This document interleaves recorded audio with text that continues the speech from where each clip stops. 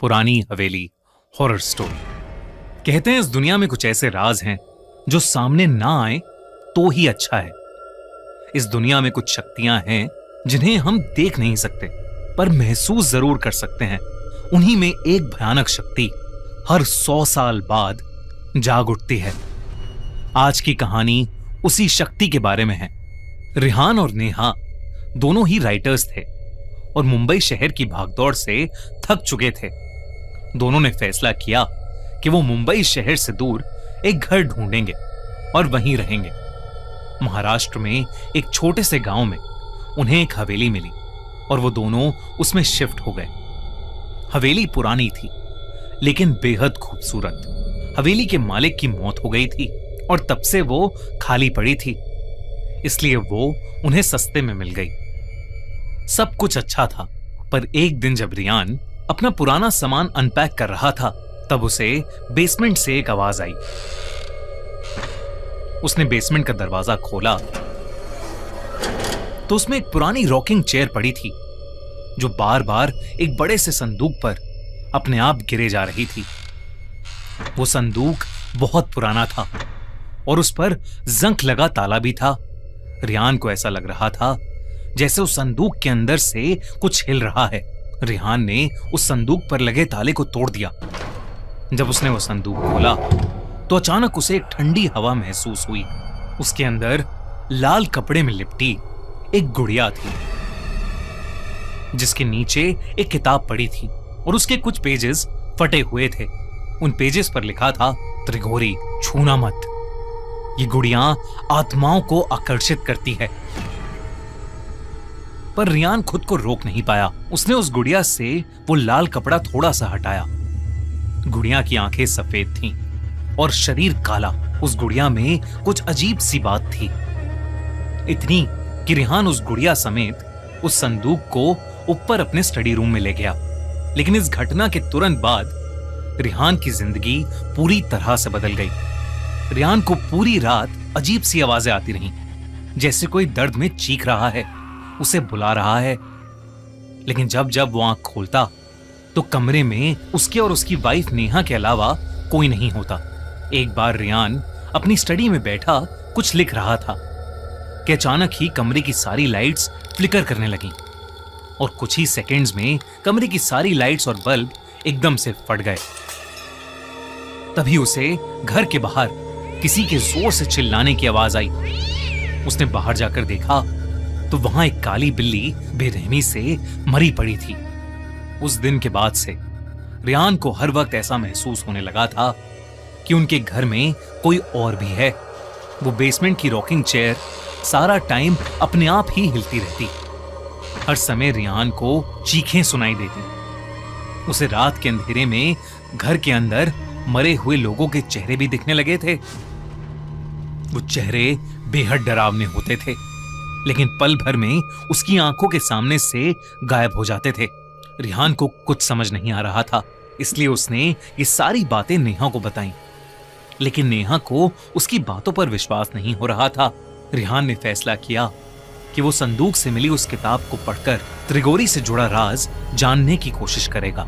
रिहान सारा टाइम उस गुड़िया और उन पन्नों को पकड़कर उन्हें डिकोड करने में लगा रहता।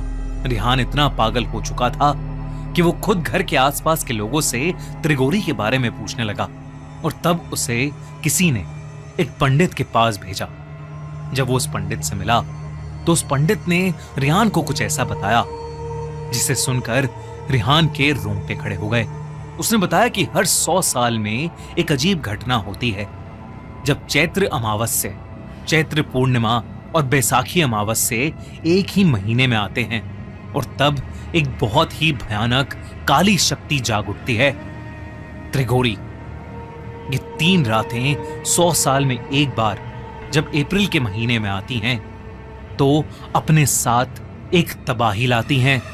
1 अप्रैल चैत्री अमावस्या से लेकर 30 अप्रैल यानी बैसाखी अमावस्या तक अप्रैल शताब्दी का सबसे खतरनाक महीना बन जाता है और इस पूरे महीने को कहते हैं काल त्रिगोरी।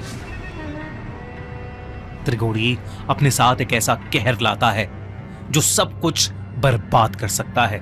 उस पंडित ने रियान को बताया कि जिस गांव में रिहान अभी रह रहा है, वहां 100 साल पहले एक काला जादू करने वाली औरत ने उसी लाल कपड़े में लिपटी गुड़िया का इस्तेमाल करके काल त्रिगोरी को अपनी नींद से जगाने की कोशिश की थी।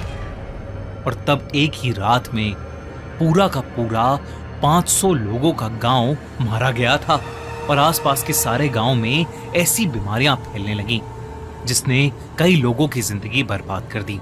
ये सब सुनकर रिहान ने उसी पंडित से मदद मांगी। उस पंडित ने रिहान को 2 काली बिल्लियां दी और कहा कि वो अगले 2 दिन में उसके घर आएगा और त्रिगोरी को शांत करेगा। रिहान पूरा दिन घर में उस पंडित के बताए शुद्धिकरण के नुस्खे आजमाता रहता और उन काली बिल्लियों को 24 घंटे अपने पास रखता। रिहान नेहा से कहता कि ये काली बिल्लियां उनको घर की प्रेत आत्मा से बचाएंगी। नेहा से अब रिहान का पागलपन बर्दाश्त नहीं हो रहा था। 2 दिन बाद वो पंडित उनकी हवेली में आया। पूजा का सामान देखकर ही रिहान और नेहा की रूह कांपने लगी, क्योंकि उसमें इंसानी खोपड़ी, मरे हुए जानवर और ऐसी ही बेहद अजीब अजीब चीजें थीं। लेकिन उस पंडित ने रिहान को हिम्मत रखने को कहा। उसने हाथ में एक लाल कपड़ा लिया और उस लाल कपड़े से उस गुड़िया को निकाल के पूजा स्थान के बीचों बीच रख दिया।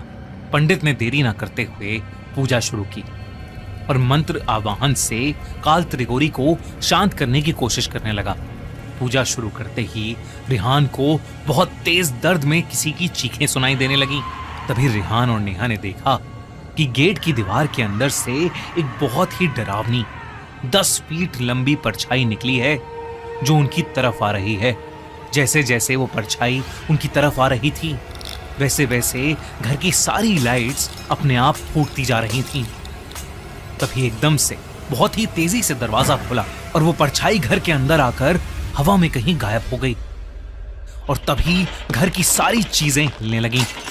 वो बिल्लियां आपस में एक दूसरे से इतनी बुरी तरह लड़ने लगीं कि उन्होंने एक दूसरे को नोच काट कर मार डाला। नेहा को अपनी आंखों पर विश्वास नहीं हो रहा था।